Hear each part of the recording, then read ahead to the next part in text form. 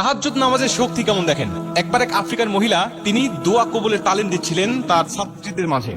হঠাৎ করে তিনি কেঁদে উঠলেন, হু হু করে কেঁদে উঠলেন। ছাত্রীরা তাকে জিজ্ঞেস করলেন, আপনি কাঁদছেন কেন? তিনি বলছেন, আমার জীবনের বাস্তব একটা ঘটনা তোমাদেরকে শোনাই। আমার একজন মেয়ে আছে, যে মেয়েটা দেখতে খুব বেশি একটা ভালো নয়, কালো, তার গায়ের চামড়া কালো এবং দেখতে খুব স্মার্ট নয়, তিনি খুব স্বাস্থ্যবান। কিন্তু আমার মেয়ে মাঝে মাঝে বলে উঠতো, এমন চেহারার মেয়েরা আমাদের আফ্রিকায় তাদের মর্যাদা থাকলেও আরব বিশ্বে আরব যুবকদের মাঝে এই সমস্ত মেয়েদের কোনো দাম নাই, বা তারা কোনভাবেই তাদেরকে পছন্দ করে না। তারা পছন্দ করে সাদা চামড়ার মেয়েরা এবং খুব চিকন হালকা পাতলা যারা, তাদের খুব পছন্দ করে। কিন্তু আমার মেয়ে মাঝে মাঝে বলে উঠতো যে আমি আফ্রিকান কোন যুবককে বিয়ে করব না, আমাকে বিয়ে করবে আরব দেশ থেকে খুব সুদর্শন যুবক এসে আমাকে বিয়ে করে আফ্রিকা থেকে নিয়ে যাবে। আমরা তার কথা শুনে প্রথমে হাসতাম আর তাকে বলতাম যে এটা শুধু তোমার স্বপ্নই থেকে যাবে, এটা কখনো বাস্তবায়ন হবে না। কিন্তু আমার মেয়ে মাঝে মাঝেই আমাদেরকে খুব দৃঢ় বিশ্বাসের সাথে বলতো যে হ্যাঁ, অবশ্যই আমার আল্লাহর কাছে আমি এই দোয়াটা করেছি, আল্লাহ অবশ্যই আমার দোয়া কবুল করবে।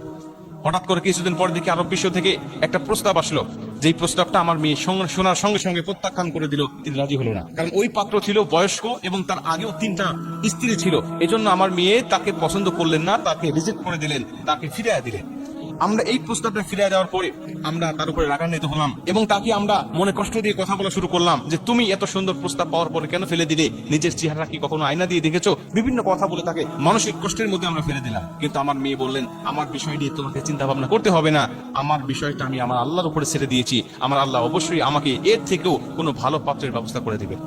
তিনি বলছেন, আমার মেয়ের এরকম কথা বলা দেখে আমরা মাঝে মাঝে অবাক হলেও আমরা ভাবতাম যে এটা কখনোই সম্ভব নয়, কারণ এমন মেয়ের জন্য এত সুন্দর সুদর্শন রাজপুত্র কখনোই আমার মেয়ের জীবনে আসবে না। শুধু আমার মেয়ে এটুকু বলতো তা নয়, তিনি ইঙ্গিত করে বলতো যে আমার জন্য যে যুবককে আল্লাহ বাজেট করে রেখে দিয়েছেন তার চেহারা হবে খুব সুদর্শন, তার চক্ষু হবে নীল, তিনি যুবক বয়সের হবেন, অতি বেশি বয়স তার হবে না, এরকম ভাবে তিনি ইঙ্গিত প্রদান করতেন।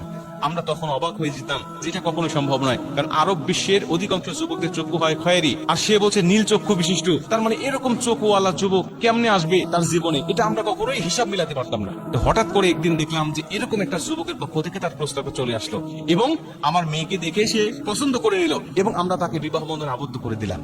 তিনি বলছেন, বিবাহ হয়ে যাওয়ার পরে আল্লাহর পরে যদি কোনো মানুষকে সিজদা করা জায়েজ থাকতো, আমরা আমার মেয়েকে সিজদা করতাম, এই আল্লাহওয়ালা মেয়েকে সিজদা করতাম। কেন? আল্লাহর সাথে তার সম্পর্কটা কত গাঢ় হয়ে গিয়েছে, আল্লাহর সাথে তার সম্পর্কটা কতটা কাছাকাছি হয়ে গিয়েছে যে আল্লাহ পাকের উপরে তার এতটা তাওয়াক্কুল, এতটা ভরসা ছিল। আমরা পরবর্তীতে মেয়েকে জিজ্ঞাসা করলাম, মা তুমি কিভাবে আল্লাহর কাছে চাইতে বলো তো দেখি, কিভাবে আল্লাহর কাছে দোয়া করেছিলে যে আল্লাহ তোমার দোয়াটা এরকম হুবহুব ভাবে কবুল করে নিয়েছে? তিনি বলছেন, মা আমি আল্লাহ পাকের কাছে সবসময় ইস্তিগফার পাঠ করতাম এবং আমি আল্লাহ রাব্বুল আলামিনের কাছে সবসময় তাহাজ্জুদ নামাজ পড়ে কান্নাকাটি করতাম।